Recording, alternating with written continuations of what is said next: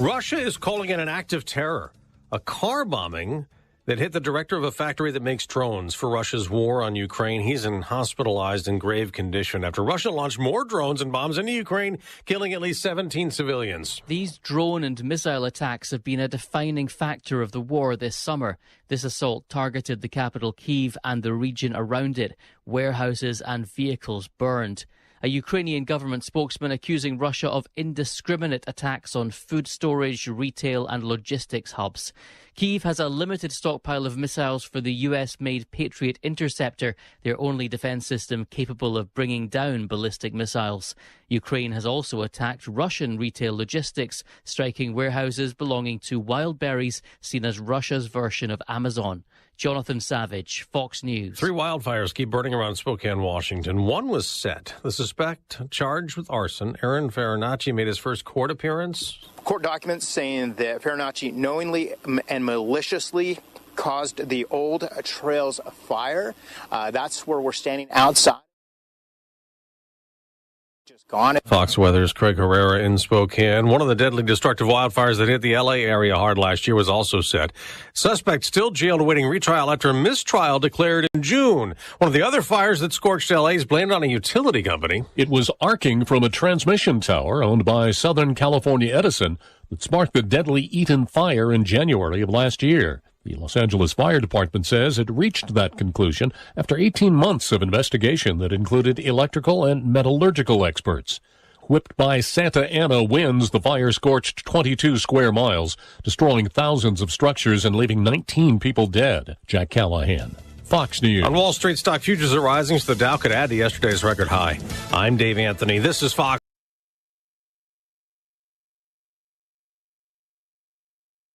Chance for storms today, otherwise sunshine mixed with clouds at times. Daytime highs approaching 91.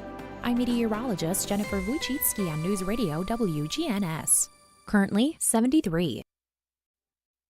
Middle Tennessee football and basketball games are right here. This is Chip Walters on Rutherford County's Blue Raider Station. MTSU Sports on WGNS. When it comes to your child's health, you want care that's close, convenient, and centered around the needs of your family. At MMC Pediatrics, we're more than just doctors. We're partners in your parenting journey. Here for every growth spurt, for every boo-boo, every fever, and every flu. Our team approach means that your child always sees someone that knows them. We are MMC Pediatrics. We are right beside you. Every step of the way. 101.9 and AM 1450 Murfreesboro, FM 100.5 Smyrna, audio and video streaming at WGNSradio.com. This is The Roundtable, Tennessee Association of Broadcasters Award winner for Best Local Talk Show. A look at the news, views, politics, sports, and people shaping Rutherford County. Welcome in. It's another Wednesday here on the Roundtable on WGNS. Chip Walters with you from Exit Realty, Bob Lamb and Associates and the Blue Raider Network. Glad to have you with us today. And today we're going to be talking the full hour about Stones River Battlefield, one of the great gems that we have in our town and in the whole mid-state area. It is a national park. A lot of folks don't realize that, yes, it is a national park. We've got a couple of guests today. The first is Lindsay Jennings. She is the brand new executive director of the Friends of the Stones River Battlefield. And I'm going to kind of introduce you first because this is how all this kind of happened. I called you because you had taken this new position, but welcome in. Thank you for having us today. Good deal. And I want you to introduce our other guest because you said I'll come, but I also want to bring this fella. I wanted to bring Ben Hayes. He is the park superintendent for the battlefield, and he's so much more interesting than I am. But I'd love to introduce people to him because he's a national park ranger that lives and is a part of our community right here, and he does such a good job running the park and has such a great team of staff, and he's so passionate about our battlefield's history and its natural resources and protecting all of that. So you're going to hear a lot more from Ben today than me because, like I said, he's so much more interesting. I understand. So Ben, welcome in. Thank you. And so much. It's always interesting, and I'll ask both of you. You were telling me, number one, you grew up in Cookeville, but you and your family have some deep roots educationally here in Murfreesboro. Yes, that's correct. My mom, 2 aunts, stepdad, uncle, cousins, stepsister are all graduates of Middle Tennessee State University, and I am too. Yeah, you have a graduate degree from here. Yes, so, that's correct. Well, that's cool. Now, Lindsay, people may know you around town because you have been very active in the community for a lot of years, and kind of tell folks your background and give us the elevator bio of Lindsay Jennings. Okay, sure. So, I started my philanthropy and development career, almost 20 years ago, working for, at the time it was St. Thomas Rutherford Hospital Foundation. Now it's Ascension, of course. At that time I met my greatest mentor, Miss Ann Davis, who's now she runs the Christy Houston Foundation. And so I've learned so much about fundraising and, just making this community a better place for all from her. And then I was able to go and I was the Vice President of Philanthropy for Discovery Center and was there almost 8 years. But I was raised in Bedford County. My father, huge Civil War buff. He was a living historian. So our family vacations were going to see go to visit the battlefield at Shiloh, or I got to go to Gettysburg in middle school, and we would go to my dad's reenactments all over the Southeast, and he always instilled that love of this time in our nation's history. So when I saw that this job was posted, I just knew this is the next step for me, and it's been such a privilege to lead the Friends and be able to support the battlefield that we are just so beyond blessed to have in our community. And I always remind people, we have a national park right here in the middle of Murfreesboro.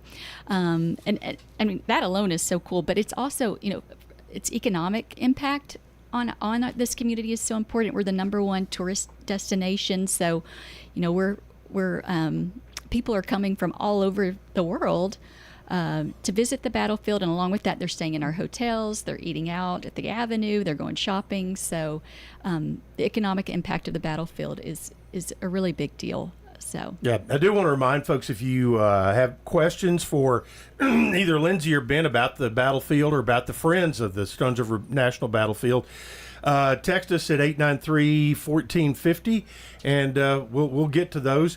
And so those of you who are watching on Big G TV, we welcome you as well. Before we dive deeply into the battlefield, and want to talk a little bit about the group, the Friends. That you are now executive director of. You are the first full-time employee of the Friends. It has been a volunteer-run group for a long time. Yeah, like 37 and 38 years now. My goodness, this board, when I was hired, I think there were 7 board members, and they're the most amazing board I've ever seen. They took the initiative. They applied for a grant from the National Park Foundation. It's a capacity building grant. And from that, they were able to hire their first executive director, which is me. We're also focusing some of those funds on marketing. Because to be honest with you, and I was honest with the board when I interviewed for this position, I think I've gone to the battlefield once a week for the past 15 years, and I'd never heard of the Friends. Oh, really? I love the battlefield. Yeah, so we have a lot of work to do to spread the word, because we are truly we're the advisory and advocacy group for the battlefield. We raise money for all kinds of different projects. Like right now, we can talk more about it later. Ben and I are working to raise money for a water fountain outside. There's not a water fountain outside, and we want to get one of the really cool ones that has the dog bowl, because it's a great place to walk your dog. And shout out for the Bark Ranger program that we have there. But yeah, this is such an exciting time for the Friends. I am the first staff person they've ever had. And I'm learning so much and trying to make so many connections and love the partnerships that that Ben and his team have already built that I'm going to try to take to the next level. So. Well, I'm a member of the Friends, and my renewal is sitting on my desk right now to send my check in. So you'll be getting that here before long. But we're in the middle of our membership campaign right now, so it's a great time to join. Absolutely. So, yeah. Okay, Ben, talk about your role as superintendent and kind of what I guess that sounds like everything at some point will end up on your desk somewhere. But talk about that role and what your responsibilities are. Sure. Yeah, as superintendent, I'm responsible for leading the National Park Service team that preserves and operates Stones River National Battlefield and Stones River National Cemetery. That includes protecting the battlefield, caring for the National Cemetery, the 7,148 veterans and spouses and their dependents that are laid to rest there, and ensuring the visitors have a safe and meaningful experience, and supporting our employees and volunteers, because if they're supported, then they do good work. And my job is about carrying out the mission of the Park Service, so providing for a good experience, so they care about, they steward the resources, and then they support our mission as well. Yeah. Well, I asked Lindsay for her thumbnail, but after you graduated with your master's here, you got into the Park Service, and you've had some very interesting stops along the way. Yes. As I mentioned earlier, I'm a Tennessee native, and my Park Service career began here at Stones River National Battlefield when I was a student at MTSU. And, from there, for the last 19 years, I worked across the country, from Hawaii Volcanoes National Park to the National Mall in D.C. That is literally coast to coast. More than that. More than that. Yeah, even Guam and Alaska. But every park tells part of our nation's story, and Stones River is a much, just as important, if not more so, because I've family connections to the battle. I have a great grandfather that fought here. Wow! So that's neat that you have a personal story to tell. So when the position came open for superintendent here, obviously it caught your attention. Yes, absolutely. Yeah. It was great to return. Yeah. So you talked about your previous. What would you describe as your leadership approach when it comes to managing a historic site like this one? Because you've got it's a really an interesting vibe when you get out there. There's excitement, but there's solemnity, there's reflection, there's some solitude, but like you said, there's a lot of visitors come through there, but you have to, I guess you adapt your style to how it works. Yeah, I believe in, collaborative servant leadership. It's imperative that we listen, that I listen to every member of the team. They all have important perspectives and contributions. We're a small team, and also believe the best solutions are developed together. Yeah. And also we have incredible employees. Yeah. And volunteers, living historians that make the battlefield come alive for our community, and also our partners. Like Lindsay here, and my role is to bring people together and work together to meet our shared goals. Yeah, we were talking before it went on that I try to have Jim Lewis on right around that December 30th, 31st, right into January 2nd, the dates of when the battle was held, and it's interesting that you've come full circle with Jim, because you actually worked for him when you were in college, and now you're the superintendent, and he is he's still here.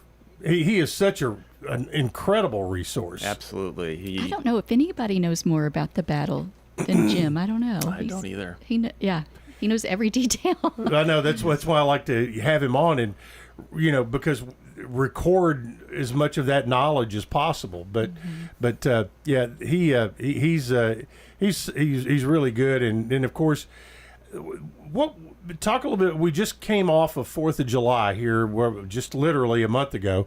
So what all, both of you can answer this, what all went on around the battlefield during our nation's 250th birthday?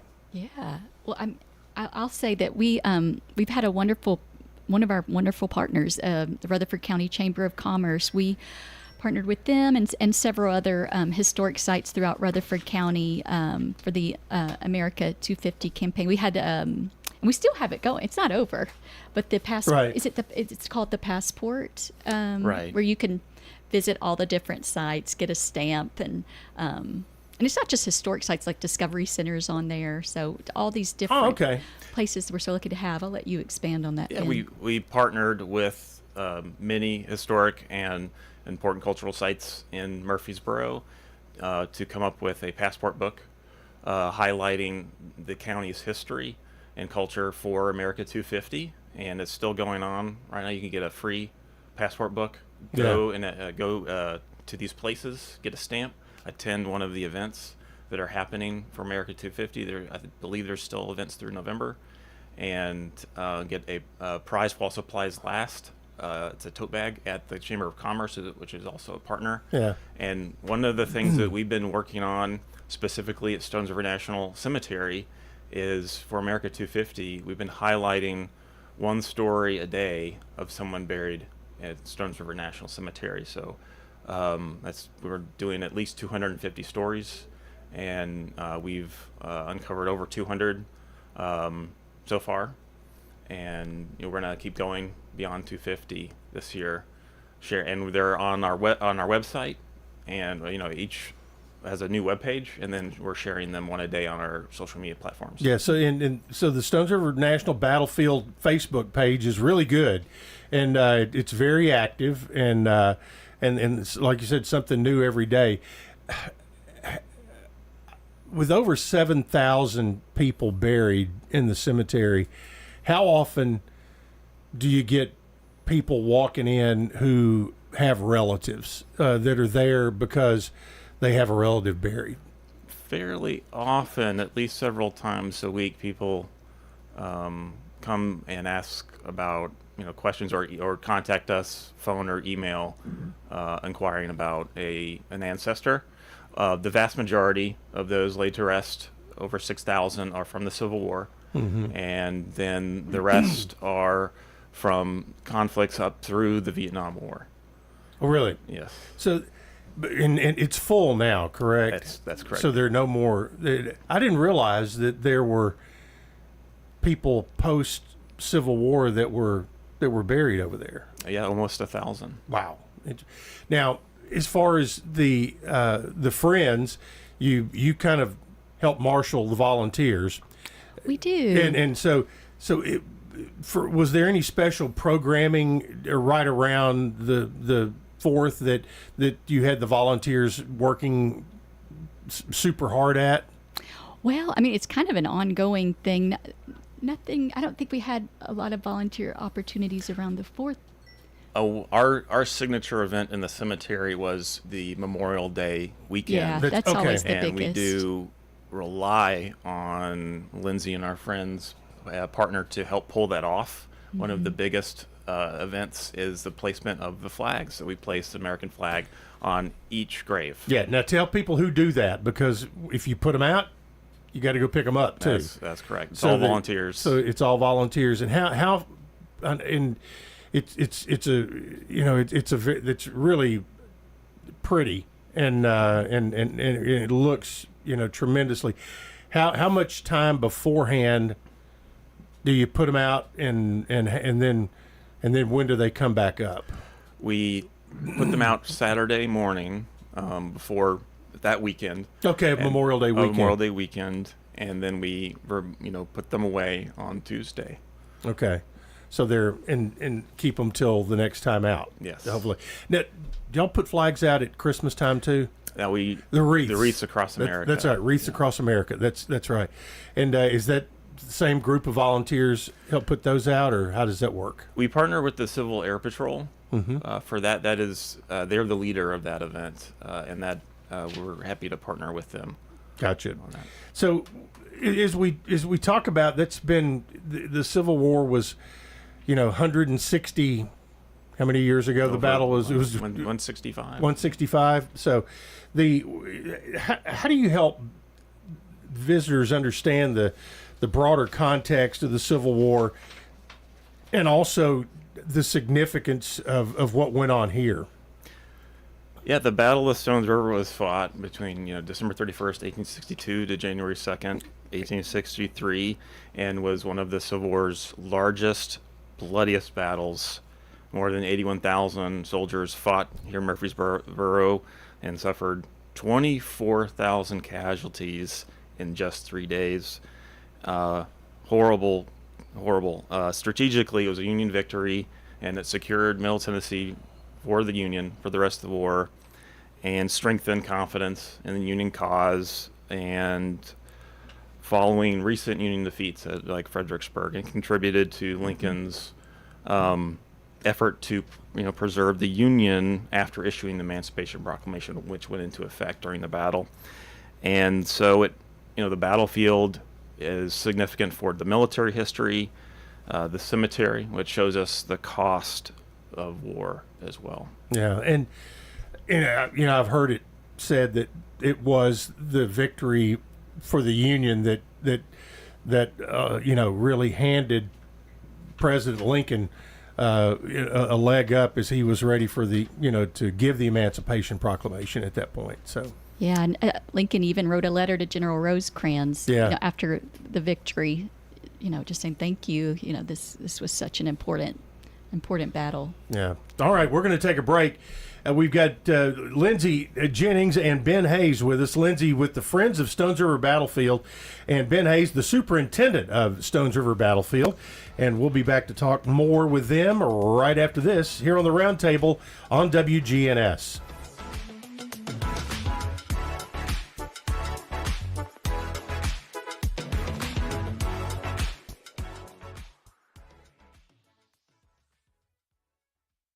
If you want to get some barbecue, I'll tell you how to do it. Head for the Slick Pig and you're into it. Just walk through the door at 1920 East Main and your nose will send a message right to your brain. Say, smells good. And barbecue. Slick Pig.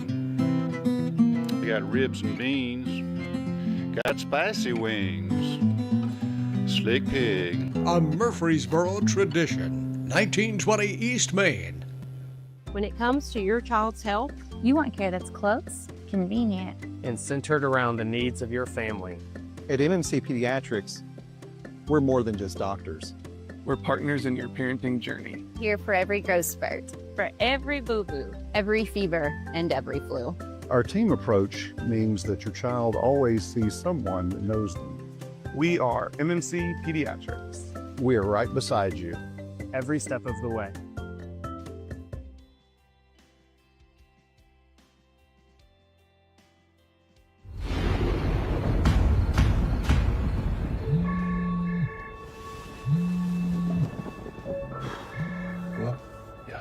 I'll be right there.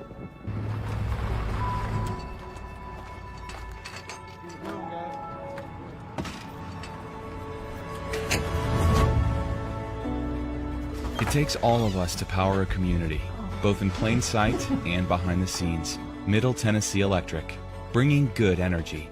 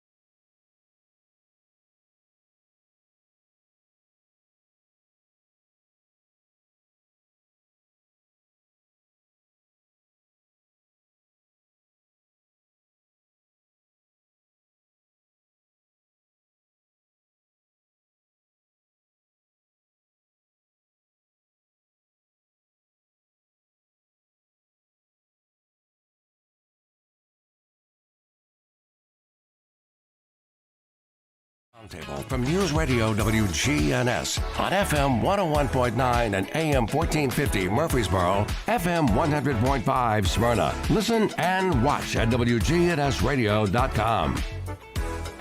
Welcome back into the Roundtable here on WGNS, and today we're talking Stones River Battlefield. Lindsay Jennings with the Friends of Stones River National Battlefield is with us, along with Ben Hayes, who has been the superintendent out at the park for about a year and a half now, and we are in the Middle Tennessee Electric Studios, and you were saying during the break that there's going to be a little bit of, I guess, I don't know if it's beautification or getting it back to more of the natural state, because there's some power lines that run across the battlefield that are going to be moved, correct? Yes. You might have seen some work on the power lines along Thompson Lane. The MTE has built new power poles along Thompson Lane on the north side and along the bridge or the overpass on the Old Nashville Highway.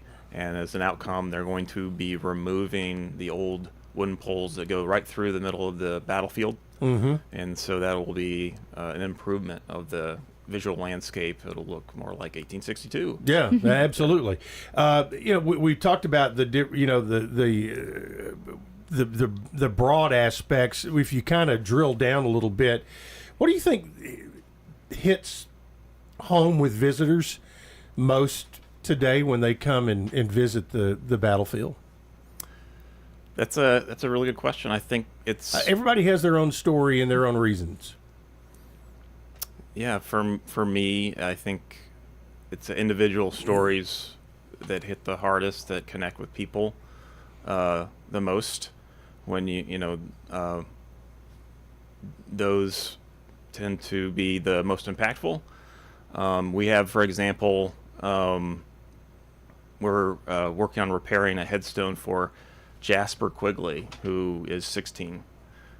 And he's buried in the cemetery. He was killed. He's 16 years old? Yeah, 16 years old. Oh, wow. And, we talk a lot about the soldiers that, had lives that, were lost due to war. But, in the case of Jasper Quigley, his life had not yet begun. Yeah. And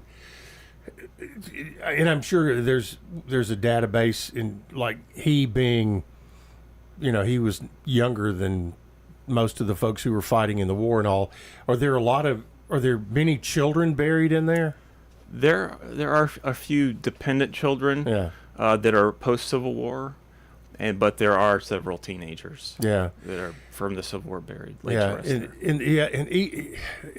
that makes a lot of sense, Lindsay, that the overarching story is that it was a battle that turned the war, and then Jasper Quigley, then he is a prime example of each individual who goes and visits, and probably if you polled every member of the Friends of Stones River Battlefield and asked them what's important to them, they would probably all have a different answer. Yes, and I love that about the battlefield. For a lot of members, it's the history and the stories of sacrifice that they connect with. But then I even have a few board members that, they're like, I appreciate the history, but it's the beauty, the landscape, the natural resources that have made such an impact on them. Like I have one board member, when she lost both her parents died, and the battlefield was a place of reflection for her. She shed some tears on the battlefield, but that she goes almost every morning to walk there, and for her, it's just that place, a place for her to find that peace and beauty. And she's also a photographer, and she has so many beautiful pictures that you'll see on the Friends Facebook page. And so for her, it's that. For other people, it's just the wildlife. We were talking earlier. Just it's amazing that how many deer I've seen, and people have seen foxes and coyotes. And there is a rumor. And there is a rumor. there's a Facebook rumor that there is a big cat out there. But the person that saw it, they're like, I almost don't want to trust my own eyes, but they could swear they saw a mountain lion. But they don't have a picture of it yet, do they? No picture. They're sly little creatures, I guess. So, but nothing's popped up on any game cams or trail cams out there. We don't have any photographic evidence, but we've had 2 independent visitor reports of a large cat with a long tail, which that indicates that it wasn't a bobcat. Which we do have bobcat sightings and photos. That is not unusual to have photos share bobcat photos with us or bobcat sightings, but it is unusual to have someone report what could be a mountain lion. What are most common? Obviously deer, turkey. Oh, lots of turkey. A few raccoons. Some coyotes. Some coyotes. Do you have foxes? Yes. I was walking the Greenway one day, and I was over near Old Fort Park, and kind of hit one of those curves. I came around a curve, and literally a red fox about 20 feet in front of me just casually walked out in front of me and raised that big furry tail, looked and said, "Okay." Then he just turned and walked on off, and that's so cool. I went on off too. But when you talk about preservation, conservation, maintenance, stewardship of what's all out there, there's a whole lot of different levels to it. We talked about the wildlife that's there. We've talked about a lot. I don't know if we've talked about it yet on here or not, but you have a biologist on staff, because there are some very unique plants and flowers that need conserving.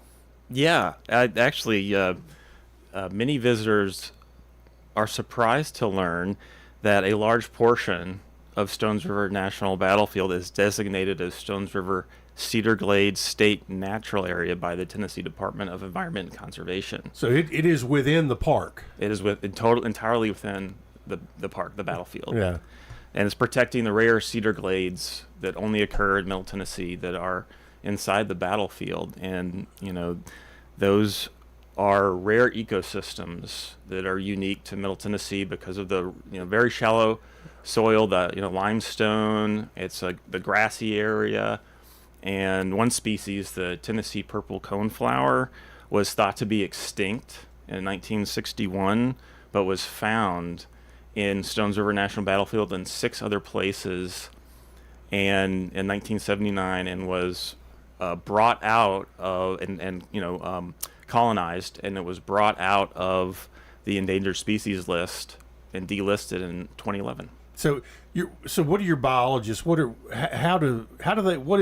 their job? They're not out mowing yards, but they're mowing the lawn. But what is the biologist?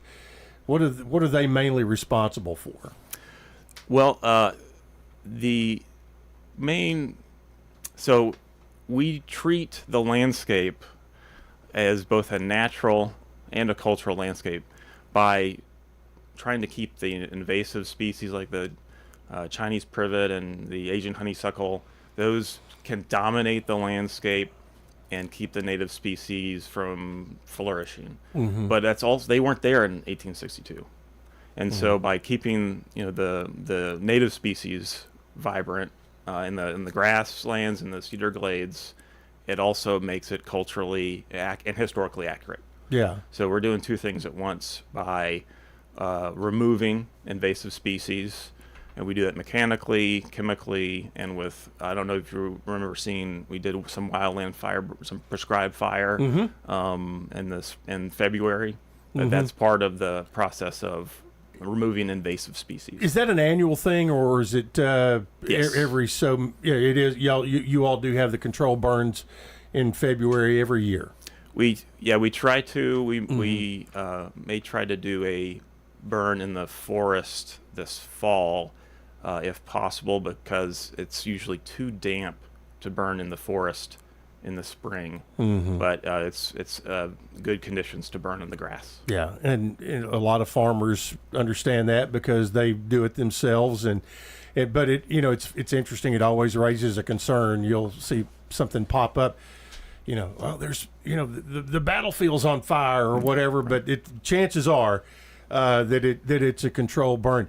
And also, as far as the actual land features within the park that were, whether it's a redoubt or where earth was moved during the battle or prior to the battle to prepare for the battle, keeping that as much the same as it was in 1862, 1863, that's also very important.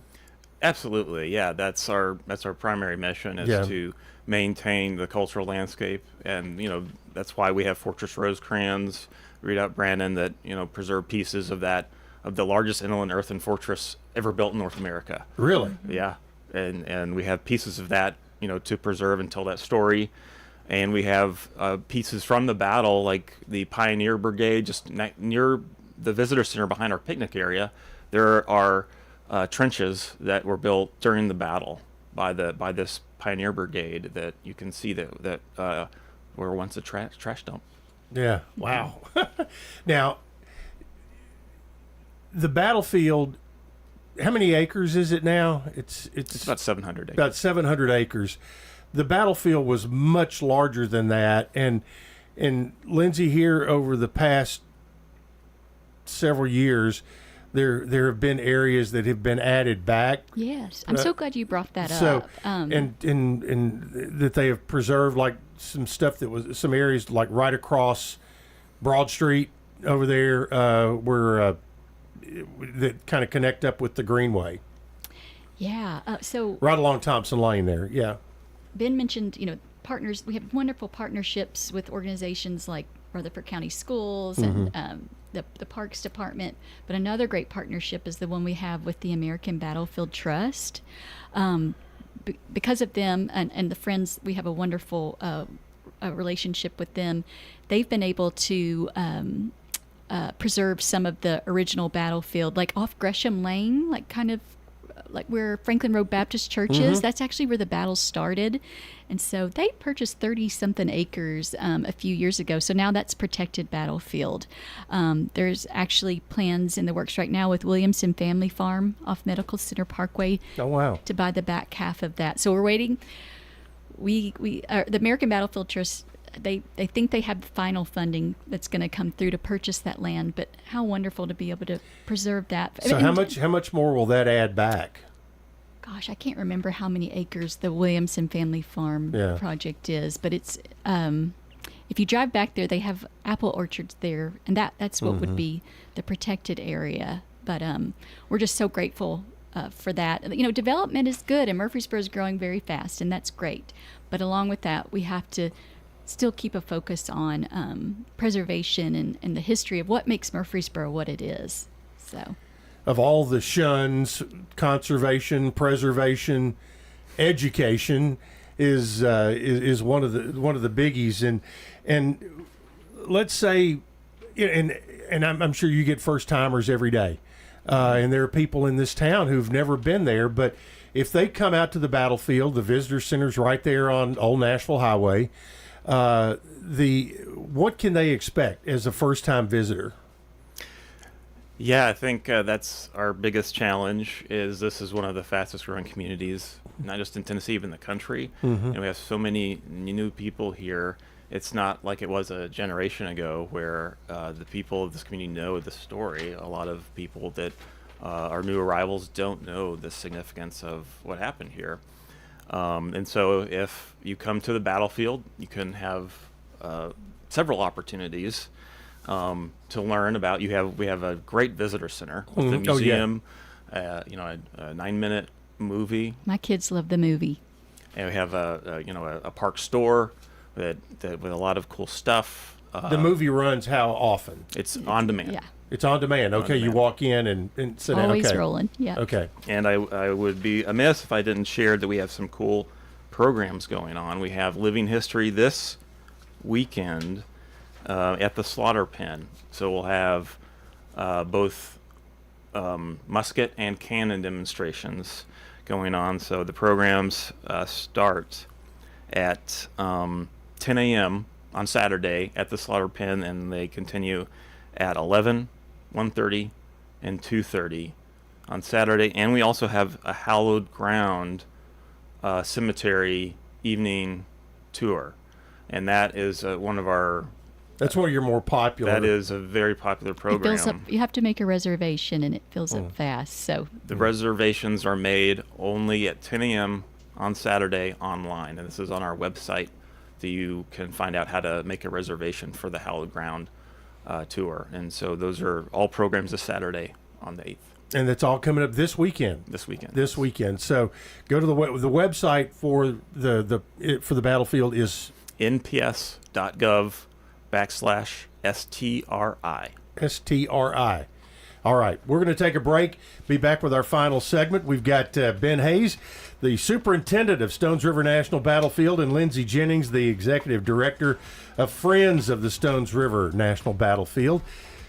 Back after this, here on the Big G, WGNS.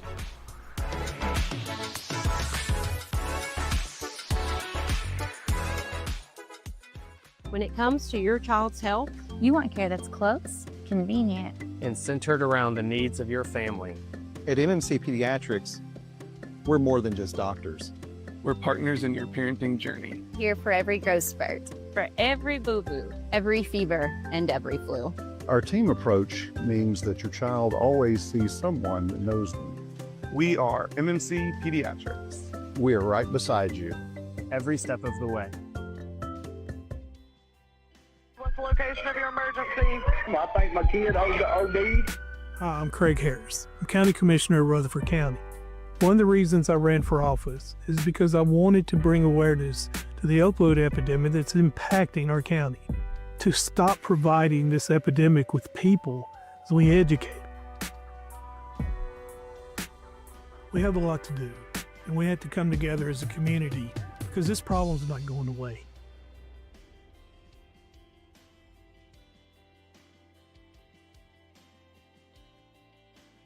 Help you. We do painting, new flooring, anything that you need. If you can dream it, Farrah Construction can turn it into reality. Farrah Construction offers high-quality craftsmanship, quick response, and attention to detail. For home restoration at a price you can afford, Farrah Construction can get the job done no matter how big or small it is. I'm Ron Hall. Shop local. Let our family business help you. Farrah Construction Company.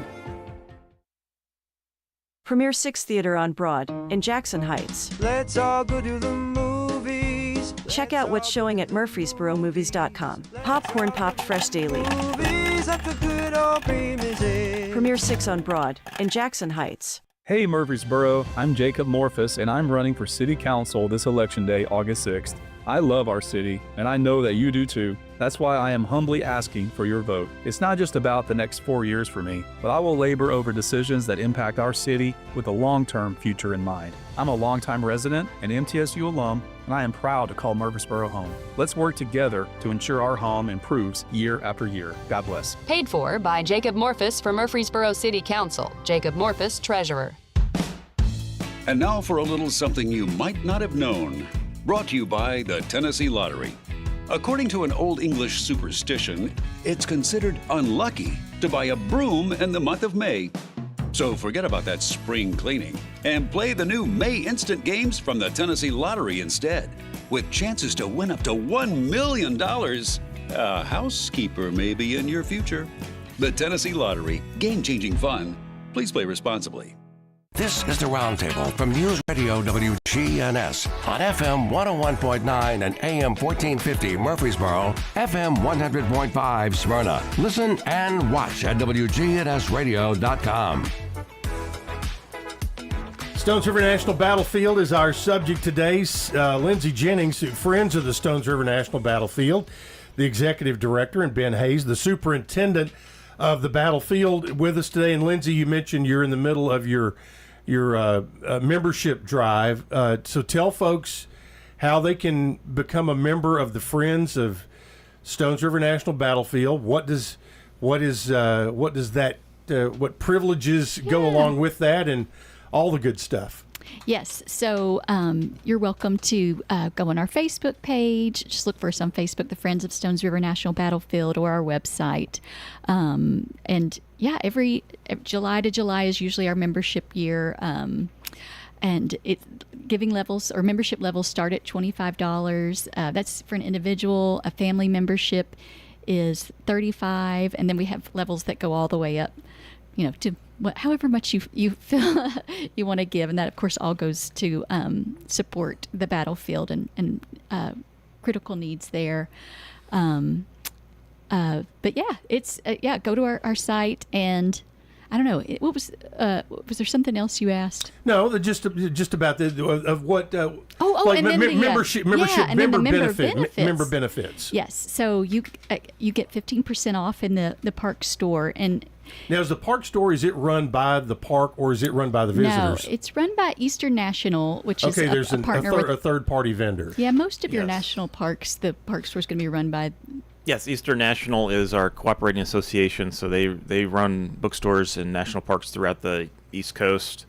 They're the largest cooperating association partner for the National Park Service. Yeah, and there are a lot of books that have been written about, and I remember my friend Dr. Bob Womack come forth, The Mighty Men, and I'm sure a lot of those are, but you can get T-shirts and caps and all that kind of stuff, right? Absolutely. Oh yeah, it's actually a great place to shop. They have beautiful vases for if you need to get a gift for your mom or your wife.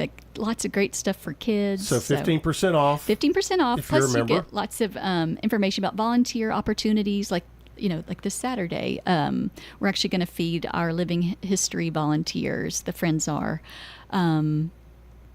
Different events that are coming up, and now that I'm in this role, we have a couple of fundraising events that we're going to hold next year, so you'll get information about that. And then the biggest event, I don't know if this is a good time to talk about it, but next year is the 100th anniversary that the battlefield has been preserved as a national park, and so we have.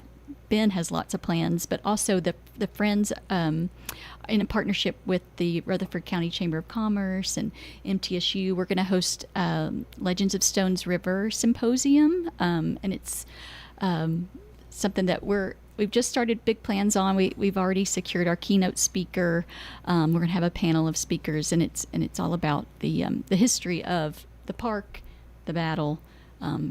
It's going to be a really great day. So I don't know, anything you want to add about that? March 20th. Oh, yeah, March 20th. Location to be determined. Okay. But I'm sure the 100th anniversary will be a year-long celebration. 100th anniversary of the battlefield. One of the things that I've noticed since you've become executive director, it has allowed you to kind of, now that there is an actual employee of the Friends, you've been able to kind of upgrade and revamp the newsletter and stuff that comes out by email and more of that information. Mm-hmm. So your efforts are being noticed out there. So and I'm sure that you will start, as you continue to get your feet on the ground and all of that there's more and more better information that keeps coming out. But members do get that email. Do you try to do it once a month?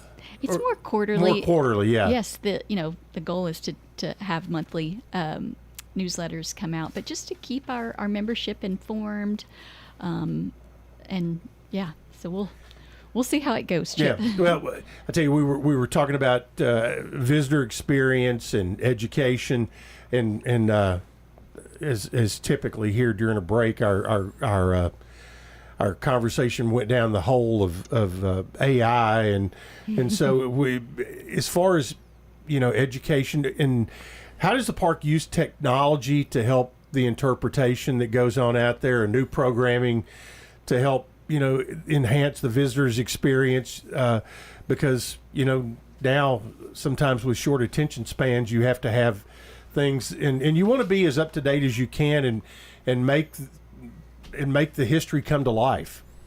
It's a great question, and you need to constantly look at those tools to connect with your audience. And We do have a app, the National Park Service mobile app, that's been around since 2020.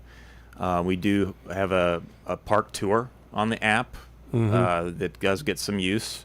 We still also have a cell phone tour. And we look at it, people are like, you still have that, a cell phone tour? But it still gets a lot of use as well. We look at the analytics, and so we have, some people still prefer to phone in. And of course, social media. But in terms of education, we are in the process of revamping our education program. We have new education lead ranger that just started, and we're working to begin for the Centennial a campaign to really connect with fourth graders. That's the grade that they teach the Civil War. Okay. And have for next year as many fourth graders in this county visit the battlefield. And so, I mean, you already have the partnership with Rutherford County Schools and Murfreesboro City Schools. So if there are other groups, whether it's Sunday school classes that want to come out during the week or for group tours, do you all make arrangements for that where they can have somebody actually take them and show them around? Well, we do offer in the summer 2 programs a day. Okay. And right now at 10 a.m. we offer a caravan tour.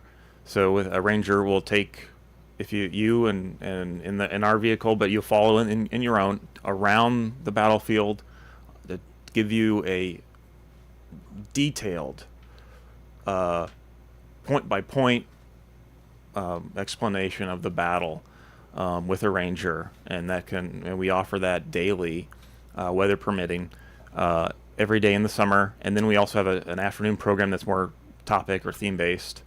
That's a little shorter. It's just really hot. Yeah. And and then in the winter and spring and fall, we don't offer programs every day, but we offer programs on the weekends, capacity dependent. And then we offer really good programming on the anniversary of the battle. We have a lot of living history programs, and those you have to bundle up for a lot of times. Sometimes, yeah. That's Tennessee weather, though. Yeah. But that's the caravan. Like, is there it doesn't matter how many.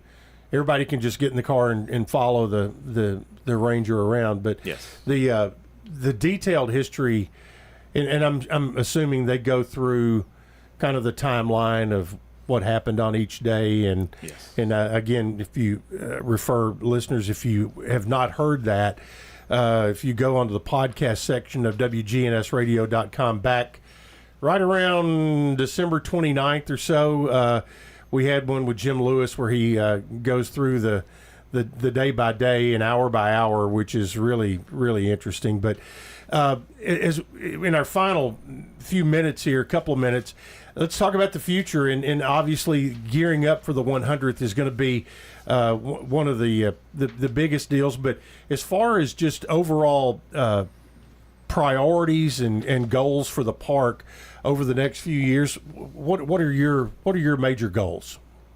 Well, our biggest goal is to highlight the battlefield for the Centennial. On March 3rd, 1927, President Calvin Coolidge signed legislation that created Stones River National Military Park. At the time, the name changed in 1961. And so we're looking at this as an opportunity to reintroduce Stones River National Battlefield to all of our new members of our community. That would be a great trivia question. What Rutherford County tie did Calvin Coolidge have? So there would be it. He was the one who stroked a pen and made it official back in 1927.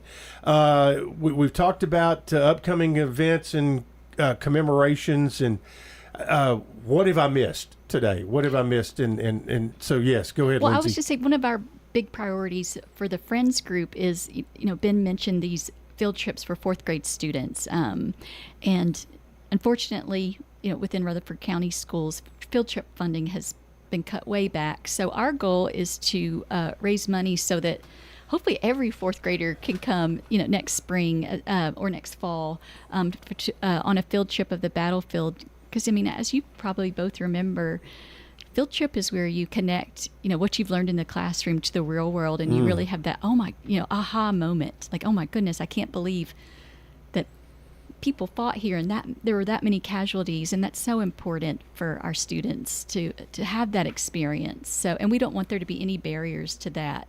So we're working very hard, for grant funding, individual donors that would be interested in funding those opportunities for those children. We'd be able to help the fourth graders get out there. Yes.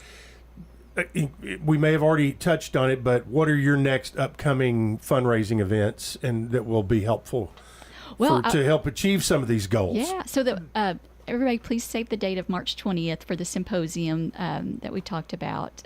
We have David Blight coming as our keynote speaker, and he actually spoke at our very first symposium in 2002, and since then he's gone on to be, he was a history professor at Yale, and he's written many books. He's a Pulitzer Prize winner as well, so I think he'll be a big draw. So I hope everybody will come. It's on a Saturday. Speaker starts at 9. Then we'll have a panel of other historians, and then we'll have a chartered bus tour of the battlefield, followed by some type of reception. So that's the first big one we have coming.